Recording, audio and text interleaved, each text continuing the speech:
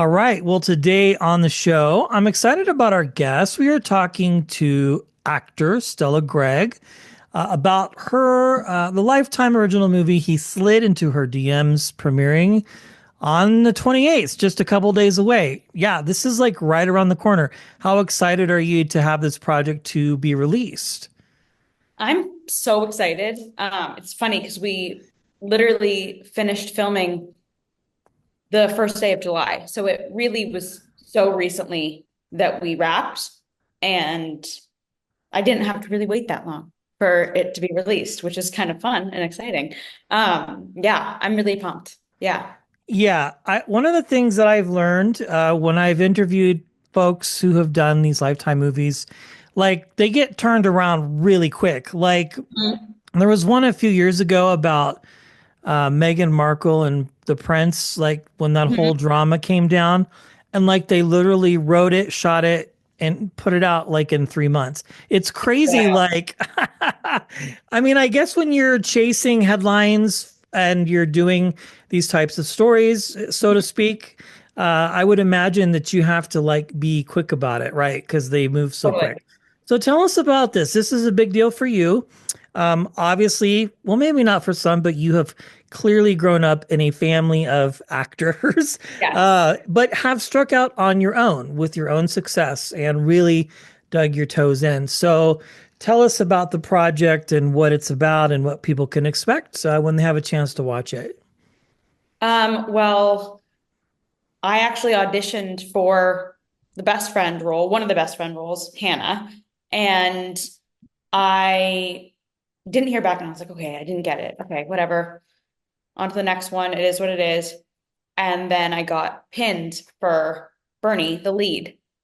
And I was just expecting a callback or an audition to read some of Bernie's dialogue. And then they just booked me. And that was just kind of went into the races from there. And it was very, very fast paced. We went into production so soon after. But got script, was just went head on, full force, and just kind of was like, all right, everything else in my world just has to be on pause for the next week. Yeah. Yeah. Well, it's a very fun story, it seems. And I think these types of things have a little bit for everybody. Yeah, that's a fair assessment because you're kind of targeting a bunch of audiences. So talk to me about this. Again, you've done other things, but this is a big deal for you to have this out. Like, how does it feel just as a person, as an actor, to have accomplished this? Because I think it's a really big deal, to be able Yeah, to do something like this on your own, so to speak. it's really fun. And it's also, I mean, I've grown up and I'm such a supporter of my parents. And because I'm an only child, I'm so close with them. And sorry, let me turn my ringer off. Um, That's okay. because I'm an only child, I'm so close with them and have just been their number one cheerleader and so excited for all of their projects and everything that they do. And when they've been doing things, I've always kind of just been on the sidelines, like, go mom, go dad, or whatever it is. And it's kind of, I have to admit, kind of exciting to have my own thing where I get to be like, okay, Yeah. I get to have a little moment where I get to, dive into what I've been passionate about for all these years. And now I get to finally show it. Yeah, I think that would be cool. But I also think it's cool that because of both your parents, you've gotten to experience different timelines of projects, current. Have you watched any of your mom's older films and things like that? Does that, you Mhm. know, so you're a champion of her work. That's cool to hear. That's Yeah, good. no, I mean, she's the most incredible woman and so admirable. I funnily enough watched her dancing at a younger age than I would have liked, um, considering, you know, she's she's pretty intimate Yeah. in it. And that really icked me out, especially because it wasn't my dad, and it just made me really confused. Um, but obviously now I can 100% appreciate it. And it's a classic for a reason. And she's so grounded in it. And I feel so Yeah. connected to her, honestly, whenever I watch it, because a lot of her tendencies are things that I do. And but like Ferris Bueller's Day Off, I've loved from the beginning. I watched that and it made me feel so good and warm inside. And it's a fan favorite and not just for me. And it shows. And honestly, like I kind of want to dress up from Ferris Bueller's Day Off for Halloween, to be honest. I You think that could that's do it. You could right. do it. Or you could be the director of S.H.I.E.L.D. too. I mean, the possibilities Right. are very, or maybe you could do like a cosplay and do both. I could Uh, do half and half, like a blazer and tie and everything on top, and then below just some sort of roll dress up. for dirty dancing. I don't know. Yeah. Or the rolled up jeans, from Ferris Bueller. Exactly. Or the dirty Uh, dancing shorts. Yeah, totally. Yeah, you could totally do it. Well, this is very cool. So you obviously caught the acting bug early. So when you are growing up around this, but then you decide obviously that this is something that you want to pursue, what are those conversations like? Are parents supportive, so to speak, because they're obviously in the industry? Or I've heard sometimes it can go the opposite, because they know the industry and how hard it can be. And so they want to be protective, or there's that healthy balance of just letting it be up to you at a certain age and saying, hey, you should probably take some classes and sort of get a grip on what this can be like. Because obviously, you've had a very fair amount of success, and so it's worked out for you. So I think that's a really cool thing to observe about it, too. Yeah, 100%. And because my parents have had experience in the industry, they were very, very protective and were very adamant that I'm not allowed to audition or get into the industry until after I graduated high school. Yeah. And so they told me when I was younger, and I was like, I just want to be doing this. And they would just tell me, okay, then why don't you take classes? Why don't you do community theater? Why don't you do improv classes? Why don't you learn about screenwriting or whatever it is and get your hours in? And that's what I did. And I did all that stuff. I was in dance troupe. I got my reps in like every little avenue in every little nook and cranny kind of, and was able to then feel when I was out of high school that I had the skill set that I didn't used to have. And I'm glad that I didn't, emerge into the industry with less skills, if that makes sense. Yeah, no, no, no, I get it because I kind of feel like maybe in some ways, you could rely upon your parents to help. And I don't want to say what I'm trying to say is like just kind of help you navigate it without you really getting the reps in, which is fine too, because it works out no matter what. But like it has to feel good though too, as a solo human being to know that you've put in all of this work and now you're starting to experience the success of doing it, right? Because like people might go, oh, her mom is this or her dad is that. And you kind of avoid all that. And again, that's not bad. I've heard stories of like, Bryce Dallas like not wanting to use her dad's last name for a while because of that, but then embracing the fact of who her parents are and really being thankful for the fact that you've had that upbringing, so to speak, right? And you've had support and you grew up around it. So you already have an insight to how tough it can be, right? When you're going out on audition after audition. Well, this is cool. So you have this coming out on Sunday. You're doing press for this. Like did you have a good summer? Did you get a chance to, I mean, you were filming obviously, but do you get to still enjoy life, right? Hang out with your friends and or do they tease you about the fact now that you're on film and or on television and doing a Lifetime movie? Because I think it would be a cool brag personally if I was doing something like that. I mean, don't get me wrong, it is definitely a cool brag. I mean, filming the movie only took 12 days, which is wild, but lifetime, of course, as we talked about.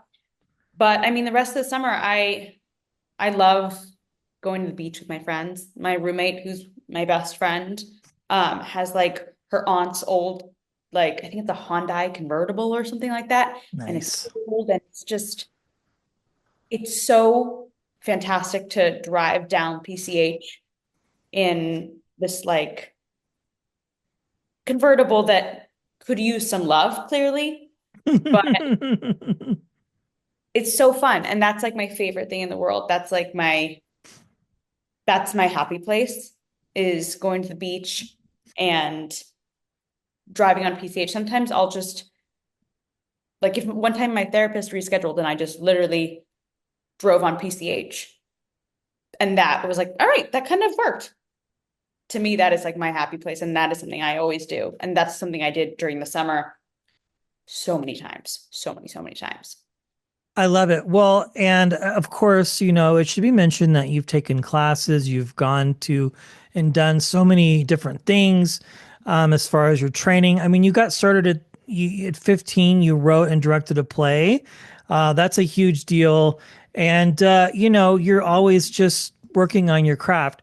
So when people get to meet you and if they figure out who you are and realize what you're doing, do they often ask you for advice? Like, do you get approached by young men, women, whomever, who ask you, like, hey, what advice do you have for me that want to get into the entertainment industry? Because we see this side of it. You've done this thing, you've got the project, and you're kind of in front of people, but I feel like what's often missed, especially with young actors, sometimes is they don't realize like how hard you've worked to get where you are on your own. You know what I'm saying? And I think that's probably one of the most admirable things about you and other young actors who really put the hustle in. Yeah, I mean, no one has necessarily come up to me and asked me for advice. But I think that if they did, I would say that just trust the process. And I know that that's such a cliche thing to say and so much easier said than done. And that when someone says that, you're just like, okay, well, for you, and like it doesn't apply to me. But Right. that's how I felt too. And the thing about auditions since COVID is they're like 99% all self tapes. And the thing about that is that then you're sending tapes of yourself into a void. And if you don't get it, you don't really hear back. You just kind of, it's just radio silence. You're just sending it into the ether and just crossing your fingers. And that's a lot. And that can really take a toll on your psyche and make you feel like, is anyone even watching these? What's happening Yeah. here? And I mean, I was auditioning for a few years and didn't get anything. And when that was happening, I was like, I just got to take more classes. I just gotta put my reps in. I got to get hours in. I got to put in the work. And I did that. And I got into the most fantastic class with the most fantastic teacher and just kind of dedicated my time to, I'm going to make an acting curriculum for myself. Mm. And I took a screenwriting, like UCLA extension course, and I did that, and it was like till like 11 p.m. And I loved writing and I loved storytelling. At the end of the day, that's where it all kind of came from. And so I think that my advice, short answer would be follow that love of storytelling and where this dream came from. As that sounds so corny, but like that's No, I'm no, it's really true. Like, I think it's very true. One last question. So, do mom and dad have notes for your performances? Do they come to set? Or are you just like, get out of here? You're going to be a distraction because people are going to want pictures, autographs, whatever right. the case might be. I mean, they haven't seen the movie actually. Okay, so they haven't had a chance Um, to see it yet. they haven't Okay. had a chance to see it. I actually didn't want either of them coming to set. Um, I get that. right? You I mean that makes sense. Because I'm like, well, I'm an adult now. And I also know that if they were there, I'd be like, do you guys want water? Like, do you need anything? Like I would be so trying to like make sure that they were good. that I wouldn't really be locked in. I knew that I had to be locked in. I'm in every scene. I can't waste people's time. This is work at the end of the day. And I mean, that was my boundary. And then, like, I think the second to last day of the last day, I got like really sick, like mid scene. I was like, I have to go to the bathroom. And I like ran to the bathroom and it was just not doing well. And I called my mom and I was like, can you drive over, please? And bring me some Pedialyte. And she did, but that was the only reason that she came to set was because I was in desperate need of hydration. That's so cool. Well, Yeah. congratulations. You are literally living the dream. This is very cool. So we have the Lifetime original movie, He Slid Into Her DMs, September 28th. Very fun, creepy, genre bending story, it seems. I have not seen it, but I've watched some sizzle clips and kind of poked around and seen a few things. So it looks great. Congratulations to you. So much. This is awesome. You have a very cool place there in the background. It looks like you're living the Yes. LA dream as an actor. So, and you have the support system, I feel, that is what is necessary to really make it in this industry on your own. Thank you, Stella. You're the Thank you for best. I having me. appreciate it. And we'll catch you on the next one. Thank you so much. Thank you so much for having me. Absolutely.